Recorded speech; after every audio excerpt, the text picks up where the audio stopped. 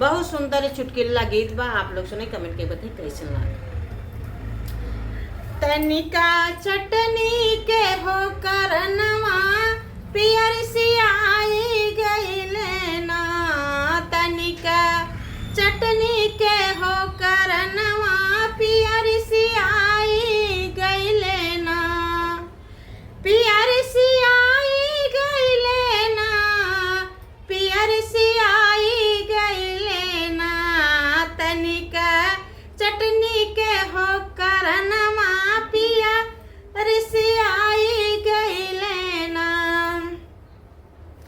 हाथ जोड़ी पैया पारऊं लहुरा देवरवा तनि लियाई देतना। तनि लियाई देतना। कलमी अम्मा के होटी कोरवा तनि तोड़ लियो तना। कलमी अम्मा के होटी कोरवा तनि के तोड़ लियो तना। तनिका चटनी के हो करनवा पियर सियाई गईले ना। तनिका चटनी के हो करनवा पियर सियाई गईले ना। हाथ जोड़ी पैया पड़ऊं लाहुरी ननदिया तनि पीस लियो तू ना। हाथ जोड़ी पैया पड़ऊं लाहुरी ननदिया तनि पीस लियो तू ना। तनि पीस लियो तू ना।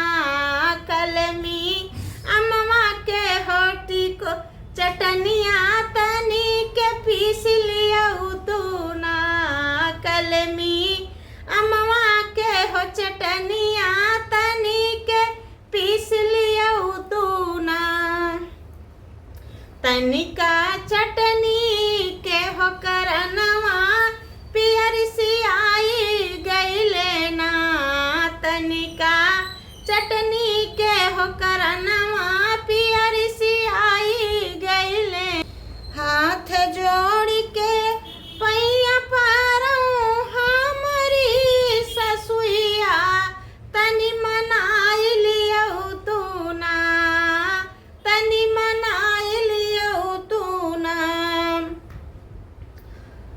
कल का रूठा मोर सजनवा तनि मनाई लियो तू ना। कल का रूठा मोर सजनवा तनि मनाई लियो तू ना। कलमी अम्मा के होटी कोरवा तनि पीस लियो तू ना। कलमी अम्मा के